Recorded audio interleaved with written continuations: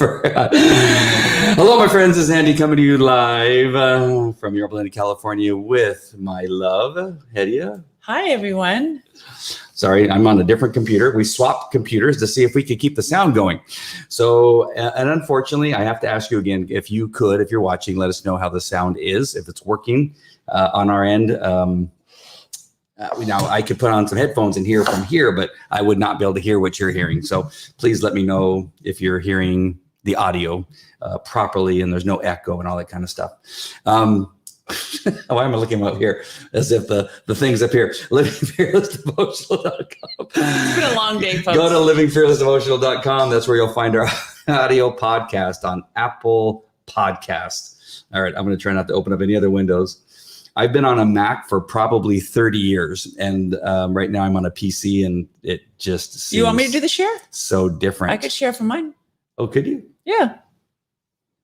Yeah, let's do that. Let's do that. Change it up a little bit. Right? Folks. This is awesomeness. Look at you. Look at that. See that? Add to stream. Hold on. There, look at you. Yeah. And then hit the little square. There you go. Perfect. So are you going to read it too? No. Oh. I'm just doing the tech part All right, for you. You're going to have to scroll it down so that it starts at the beginning. We are reading from My Utmost for His Highest by Oswald Chambers for July 14th.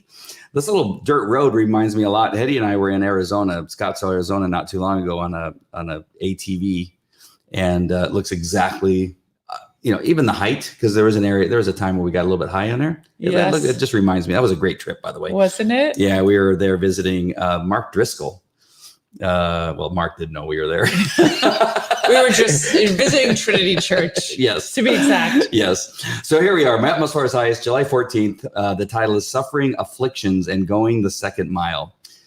Again, by Oswald Chambers. The reference is Matthew 5:39. I tell you not to resist an evil person, but whoever slaps you on your right cheek, turn the other to him also. This verse reveals the humiliation of being a Christian. In the natural realm, if a person does not hit back, it is because he is a coward. But in the spiritual realm, it is the very evidence of the Son of God in him if he does not hit back. When you are insulted, you must not only resent it. When you are insulted, you must not only not resent it, but you must make it an opportunity to exhibit the Son of God in your life. And you cannot imitate the nature of Jesus. It is either in you or it's not. A personal insult becomes an opportunity for a saint to reveal the incredible sweetness of the Lord Jesus. The teachings of the Sermon on the Mount is not do your duty, but is in effect, do what is not your duty. It is not your duty to go to the second mile or to turn the other cheek. But Jesus said that if we are his disciples, we will always do these things. We will not say, oh, well, I just can't do anymore.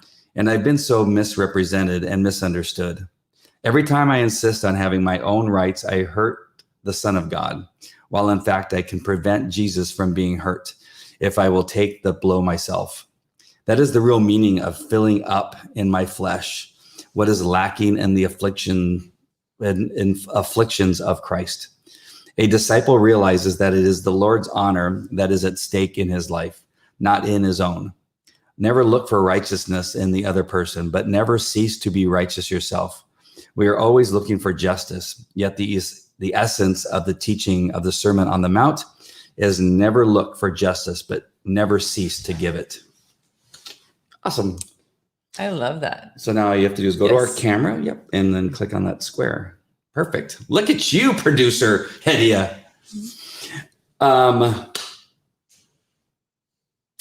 This can be tough.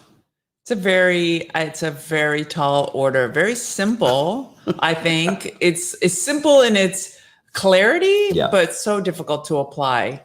Can I talk about something in particular that struck me? Yeah, I just want to make sure we have more viewers on. If there's anything wrong with our audio, make sure and let us know. I'm going to assume that you can hear us because nobody's commented yet. Either that, or we are completely muted and nobody can hear us. So nobody cares. Yeah, well, yeah. But so if you all would, somebody would come on and comment. This is a ploy to get you to comment, but it also is we need to know whether you can hear us or not. Again, we're having some technical difficulties with the software. I don't know why. We're trying to figure it out. So go ahead. Sorry. So the idea that if we're not to be offended and act as people that have been offended because we are representing the righteousness of Christ. And I think that this is such an important point when we talk about like church hurt, where people often describe their being disgruntled with Christ. Though it's silly, but nonetheless, I was actually listening to a discussion today on a podcast about how people have left Christ over church hurt and over hypocrisy and all these other things. And he says here, I can prevent Jesus from being hurt if I will take the blow myself. So how much more integrity could we bring to the church by taking personal culpability for our junk that we dump on other people? You know what I mean? Yeah. Like, there's not, instead of being self-righteous and saying, well, like, this is not Christ-like behavior, or giving the person the impression we're doing something in God's name, but instead either act righteously or to be like, listen, I'm a human being and I'm really sensitive and I apologize, I yelled at you. And in other words, instead of making everything we do a reflection of Christ, is taking the responsibility for just being sinners and at times crappy people. Right? But instead, everyone pretends to be holy, and then people get disgruntled at the hypocrisy of it. Right. And or they get hurt from somebody schooling them for bad behavior, what they see as bad behavior, and yet finding out they're living a life in sin in secret. Right. So I just thought that was powerful in terms of the church community, the idea that we should take these blows for Jesus on ourselves, which is where the culpability lies. Right. I'm trying to think of some way of putting this that makes sense, but I'm sorry, that didn't make sense. No, what I'm about to say, you made perfect sense. That's the trouble, is that I have to follow you sometimes because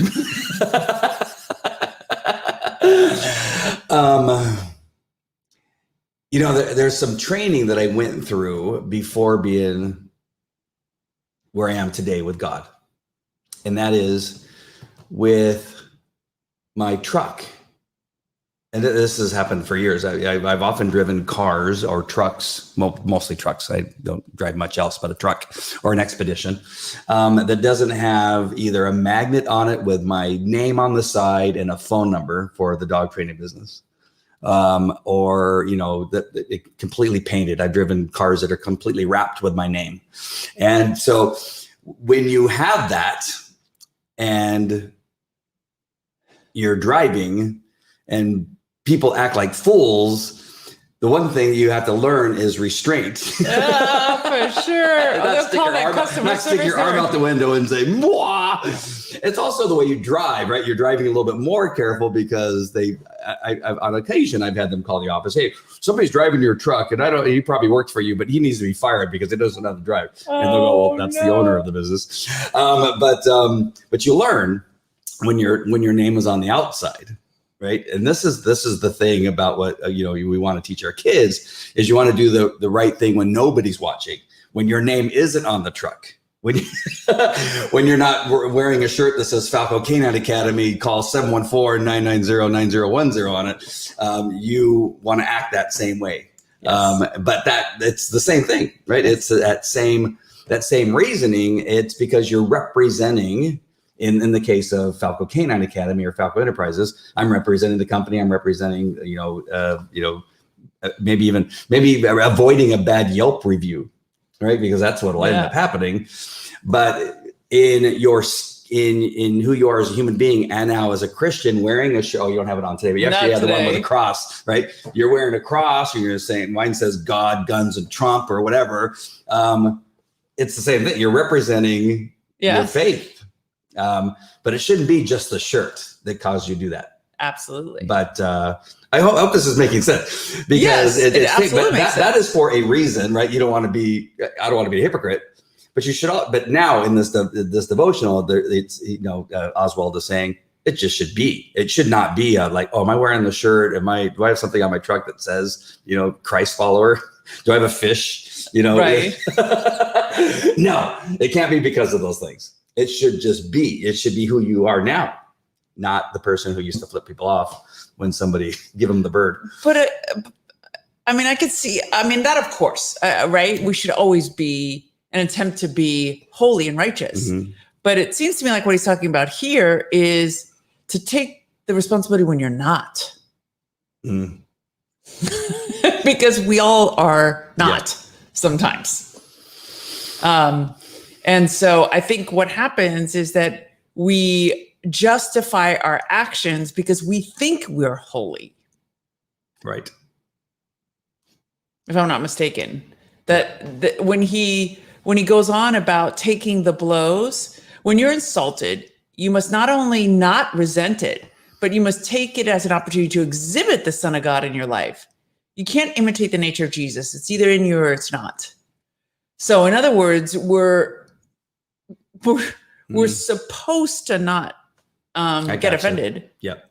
But most of us don't do this.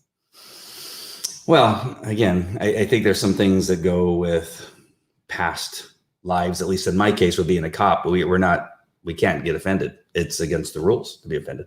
We've been spit on, we've been yelled at, we've been called names. Good training for my mother's been called names. I've been called Mexican. I've been called, you name it. It's all, oh, thank you, sir. May I have another? But yeah, so but again, that's because you're wearing the uniform representing something else. Yes. And Oswald's saying that you should just be that way. It should be who you are now. Yes. As a born again Christian.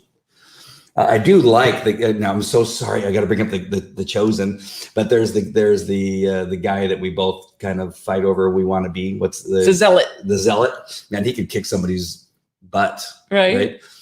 But I wonder if we're ever going to get him to see us use those powers. I doubt it. Use those skills. Unless they're going to make up some other hokey story in the middle of the chosen that somebody got in a brawl in the middle of, in front of Jesus. Well, that's another good thing about karate. I know when I've gone through karate class, one of the most important things they teach you is that you're not supposed to use this. Yeah. We're going to teach you how to be a lethal weapon with your hands. Exactly. But never use it. True. I don't know what that has to do with the devotional, but I'm just saying. Yeah, but it could be hard. I think some of it has to do with, especially those of you don't have the opportunity of being in that kind of position where you've had to, either because of your job or because of something, you've grown up being able to tell people that they're a-holes back to them or something like that. That it's going to be harder for those folks. It's going to be difficult. I've just been so many years in this profession that I've had people do all kinds of stuff to me, and I just honk their horn. I just wave them. I don't honk back. I don't give them the finger, but I think it's just because of the years of doing it. So I'm not in that position right now that I can think that I wouldn't snap. It would take a lot for me to snap. Well, that's good training. But I don't know. I think it's training. It's not because of what Oswald is calling us to be. I don't know. You can answer that question. Yeah, I don't know. I can only think I can relate it to is sometimes with the kids, like today. So we went to Raging Waters today with all the kids, and it was, I don't know, what was it, 90 degrees?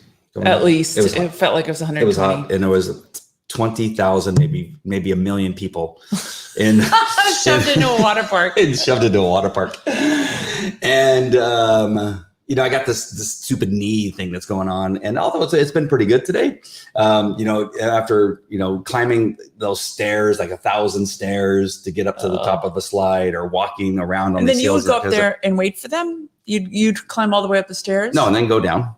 Oh, but you have to wait in line for an hour. Yeah, I didn't know it was going to be an hour. I thought it was going to be like 30 minutes. But then you get all that done, you come back, and then one of the kids will come up.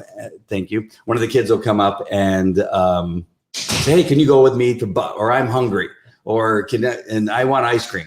And you go, and so for a moment you're thinking, oh, really? It's 90 degrees and I have to weave it. And there's like, nah, I'm your dad. And I get up and go. I mean, it's like a moment, like, okay. And I get up and go. So I think that's where it has to kind of show itself too with the kids, because the one thing you don't want to be is it wouldn't be a very good example to the children if this dad who now is going to church, doing devotionals, we talk about God all the time. We pray before meals. And then I snap at them and say, no, I'm not taking you. Get an ice cream, you little turd. Not very Christ-like. Right. So, I mean, that's the one time where, because sometimes, with kids, you can sometimes be a little bit short. But I think that for the most part, I just realize that that's my role. But especially now, I want to show them that it's different, that I'm not, it's not, I love them. What's going to hurt me to get up and go do that? What is it going to happen? Right. I wanted to sit down, but I'll sit down later. I'll sit down tonight when I get home. So I think those are the moments too, that you have to think about in your own church, right? How are you acting in your own church? Not just the church that we go to in Chino Hills, but your church being the home. Absolutely. And how that all works out. Sorry. Hope that was a little bit of a rant. I'm sorry, but I'm trying to find these times where I want to make sure and use this principle, because it's an important one. To take it sometimes, to take it for God, to take it in the butt. To take that and go, oh, all right, I'll turn the other cheek. Where else could we in a marriage? Use this? In a marriage? Oh, yes. In a marriage. Absolutely. You're a little more sensitive in that department. I am. I've been beat up. We never look for righteousness in the other person, but never cease to be righteous yourself. Wow. Words to live by. Oh, that's a good one. Hey, Amy, nice to see you. Same with friends. Yeah. Extended family members. Oh my goodness. I can think of so many times when I should have just took the blow. Yeah, me too. Because especially, with my parents, and I'm always trying to witness to them. And I'm like, wow, that was such a bad witness just now. Like, oh, I shouldn't have lost it. If I would just keep it together and for the purpose of honoring Christ, not for my own sake. It's just so easy to let our own offense dictate our behavior. Such a bad habit. Yeah, and I know when your dad wanted the soup. Yeah, like we can get because. But that's not me getting offended. Well, it's them like when they insult me. I mean, like they literally insult me sometimes. Like my dad's like, "Why did you do that?" Or "You can't do that." And I'm like, "Oh my God, what am I 12? Like I'm not capable of doing this." And just be like, "Okay," and instead just give the simple answer. Be like, "I understand. I'll try again." Or my mom, like she just what I feel often is like picking on me. Yeah. Because oftentimes older people a lot feel like if it's not done the way they want it done, it must be wrong. Yep. So yeah. Absolutely. I have to take one for Team Jesus. I have to learn to be better at that. Yeah. I want to be conscious of the time because some of our viewers like to catch Pastor Jack at 7:00. We don't know if he's going to be on because you're saying he's out of town, right? Yeah, I don't know. He looks like he's in Kentucky. On the broadcast. I don't know. Yeah. But then his broadcast cut out. So maybe he has a guest for us? Maybe. We're not going to make it, obviously, to church in time. No. Yeah, so I assumed we weren't going. Yeah, we were watching online. Oh, I know what else I wanted to say before we leave the devotional. The scripture. Oh, go ahead with the scripture. That's most important. Matthew 5:39, but I tell you, do not resist an evil person. If anyone slaps you on the right cheek, turn to them the other cheek also. And if I'm not mistaken, when he says turn the other cheek, he means like, let them slap you on the other cheek. Not turn as in, I don't mind, but turn and give him your other cheek to slap. Wow. which is a level of humility that is quite difficult. Sacrificial service for Christ. And so Colossians 1:24, I now rejoice in my sufferings for you and fill up in my flesh what is lacking in the afflictions for Christ for the sake of his body, which is the church. And again, this is Paul just being like, I'm suffering, all the abuse that he took and being imprisoned and everything for the sake of the church. Yep. And Amy, I forgot, she asked, where is everyone? There's people on. We just can't. They're not commenting. Yes. People are busy. They got stuff going on. Maybe because it's church. Yeah, probably. No, but I see other people watching. They're just not commenting yet. So tomorrow, at ChristianPost.com, yes, you have a new article coming out. Yes. And what's it called? We don't know yet. Because sometimes I submit titles and they change them. So, but it's a little bit of you're able to use some of your experience in Afghanistan. Sorry, I was really far from the mic. Your experience in Afghanistan in this particular story, which I loved it. Thank you. Now I'm going to tell everybody. You came to me and said, "Yeah, I wrote an article. It's okay." And I'm telling you, I think it's one of my favorites. Oh, thank you. And I don't think it's just because I do enjoy learning about what happened there, and because I love you and I love hearing about your experiences and what you saw, and in hearing a little bit about your history to know that. I'm going to put that aside too. I think it's important for people to understand what is going on right now and why we should be a little bit, the only thing I would think of is sad. It is sad that more wasn't done in 20 years, that the same BS that happens in Washington, D.C.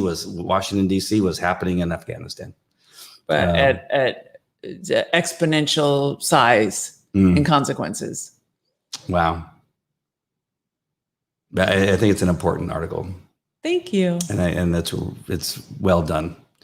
And you talk about it. Did we talk about it yesterday? We did. We talked about the issue in regard to the women. Yes. And the spreading of the gospel. The concern that I have for what's going to be happening with them as the Taliban begins to take over. Yes, unfortunately. Some of that work is also going to be not all for naught. It's just it's going to harm. I think it's going to put them. Absolutely. But I think General Boykin's right. They're going to be a force to be reckoned with.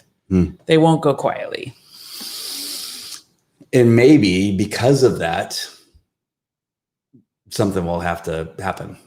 Somebody may have, I don't know. Something will have to, I don't know who's going to go in there and save them, but somebody's going to have to intervene. I mean, at some point, you can't allow these women to be slaughtered. Well, we can't. I mean, nobody could say for sure, but I don't think there's going to be a mass execution. I think they just showed a mass execution yesterday. Oh, did they? A live video in Afghanistan? Women? Yeah. No, men. Men. Okay. Men that they feel were traitors to. Oh, there's going to be a lot of that. Yeah. Yeah, they're going. They lined them up and they. And these were the current administration against Taliban, or it's the Taliban against the people they felt needed to be made of an example of. Well, I just think that the women have built a network. If they shut down the internet, we have problems, serious problems. But I think that they've built these massive networks that are going to be hard to eliminate overnight. It's going to be very hard for them to control. Wow. Amy asks, is the article out yet? No, it's out tomorrow. Thank you. Yes. Tomorrow. Now, understand, we did this once before where we made an announcement and it didn't come out right away and we got a little worried and it didn't come out until like noon or something like that. It can happen where it should be out in the morning. East Coast morning. Yeah, we're on Pacific Standard Time, so it should be out. But just in case it's not, don't worry. It'll be out sometime tomorrow, but normally in the morning. So just to make sure. But that happened once where we said, "No, don't forget to look at the article." Then we're going, "Wait a minute, it didn't come up. We told everybody it was going to be live," and then then it came up later. All right, back to the devotional. In regard to devotional, is there anything else that we missed in this thing? It's pretty straightforward. It really is. That when you're insulted, you got to show a little bit of Jesus in your response. Never look for justice, but never cease to give it. I mean, there it is right there. Oh, Amy says. Oliver North was on Greg Kelly. No wonder you can't read this. This is super tiny on your screen. Oliver North was on Greg Kelly Newsmax tonight discussing the fallout from Biden's bug out. Bug out, is that what they're calling him leaving Afghanistan? Yeah, they're also calling it Bidenflation. Why Bidenflation? I know, because it's his inflation. He created it. We didn't have to have inflation. He created this inflation, so they're calling it Bidenflation. For Afghanistan or generally? Just generally in the United States. But the bug out is in reference to Afghanistan? Yeah, I heard that too. Somebody else said that. It might have been, I can't remember which person I listened to said it, but somebody said bug out. Did you ever run into Oliver North? I forgot. Yes. And what'd you think of the man? Awesome. Yeah? Yes, yeah. Absolutely. Yeah, he was another one that was horribly taken advantage of. Is that a good way of saying it? Well, maligned. Yes, maligned. That's way better. Unfairly maligned. Yeah. Yeah, he always seemed like he was a straight shooter. Absolutely. And loved this country. Yes. And maligned. We're on another subject at Amy. About the devotional. We were just finishing up about the devotional. Yes. Did you finish your thought? I did. Okay, good. I did. Sorry, Oliver North. Just to bring up Oliver North, it brings me back to it was about, I guess, high school, right? It was about high school. I was in kindergarten. Yeah, I mean, so I must have been sixth grade. Yeah, I was young. I mean, I don't know, junior high school time when all that was happening and the Iran Contra hearings were going on, and yeah, he was kind of a young man. Now they look back at it. Right. To me, he seemed like an old guy. But but it just took me back, those memories. I'm glad to hear Oliver North is awesome. I've always liked him. Good. Yeah. Yeah, me too. Larry Elders too. Oh my God, I'm so excited he's running for governor. Yes, that's going to be good. He's such an awesome person. Great scholar. Just what a blessing it would be if he could win. Yeah, I don't know why I get this feeling. I have a feeling that he's going to make an appearance at our church. Oh, for sure. That's not. I mean, him and Pastor Jack are very good friends. Yeah. So he for sure will make an appearance. Yeah, before the election, he's probably going to make an appearance. Oh yeah. I have a good feeling about that. Yes, Larry Elder. Yep, he's for awesome. Sure. He's going to. There's this interesting thing. Do you know much about it? I don't know what happened, but apparently, Gavin Newsom in registering for the election. Apparently, you have to re-register, even though he has to approve an election can go forward. And you have people that do this for you in most cases. His attorney was, I guess, responsible for doing that, didn't file his registration in time. So apparently he can't run as a Democrat. Now, do you think that was on purpose? Oh, you mean to allow other candidates? So what, he's running as an independent? I don't know. He had to apparently he went to court and the judge denied the ability for him to register as a Democrat because he filed too late. He didn't file on time. So what is he? He's blaming it on the attorney. Apparently, the attorney was supposed to do it, and the attorney didn't do it. So is he not running, or? Yeah, no, he's running, but he can't run as a Democrat. He can be on the ticket, but not run as a Democrat. Again, I don't know. I just caught the tail end of a story. Do you think it matters? No, I don't think it matters. He can run as an idiot. Yeah, this is what he can run as. I think he is running as an idiot. He just doesn't officially represent the party. Thank you, my love. Can you believe that he made it out of all the state? He's the only state that pushed for mask mandates for children going back into school next year. And I mean, that's criminal. It is. But who knows? Maybe it's divine providence so that people really vote him out of office. Right. Just be like, okay, you're a lunatic. Now, supposedly, the Department of Public Health here in California, they kind of are now wobbling a little bit, and they're saying, well, it's a parent's choice. But that was yesterday, so I don't know where they're at now. That it's crazy though that they mandated, and including our Orange County health department. He's forget his name, but he also mandated it for Orange County children in Orange County.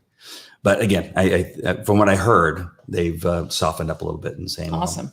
parents. It'll be a parent's choice. All right, so we'll get off this because I know worship is still going on over there at Calvary Chapel, Chino Hills. We never want to interfere with Calvary Chapel in their message. So I'm gonna make sure the children are eating. I'm gonna see what note Bo came in and left me to see if is he running away? Is he? It probably says I'm hungry. Is he asking for ice cream? I don't know. It's probably one of those things. But we appreciate you guys watching. Amy, thank you for watching. All of you that were watching but didn't comment. Look at Amy as an example of all these comments. That's what we need. Come on, pull over. Get off your tractor if you're listening in. Or just send a happy face. Those of you in rural United States, stop looking for the Kinkos. I know, apparently they can't. There's no Kinkos that you can find to make a copy of your ID because Kamala Harris says there's no Kinkos. So that's why these voter rules are too tough for people because they don't know how to make a copy of their ID. Why do you need to make a copy of your ID? To prove that you live where you live and you can vote from that jurisdiction. Why can't you use the actual ID? Well, she says people can't get IDs either. They're too stupid in rural America. In your speech. She said, number one, they can't get free IDs and they don't know how to get IDs, even the ones at the DMV. And if they do have an ID, they're expected to make a copy. People in the rural areas of the United States they don't know where a Kinko's is. Do they what have she said. Phones? There's no Kinko's, by the way. Because I've seen, Kinko's it doesn't even exist. But don't they have telephones? I think 7-year-olds in Africa apparently have telephones. Not. She doesn't know. She thinks that they don't have phones in rural America. It is the craziest thing. Since when is she concerned about rural America? She's a moron. She's an idiot. Turn the other cheek. You heard about the ladies? Yes. That was crazy. Yes, that was awesome. Yeah. All right, my friends. Before I get on another rant here, we got to get to church online. All right, my friends, we love you very much. Thank you for watching. God bless. And Amy, again, thank you for all your comments. We appreciate you. All right. Good night. Good night. Take care.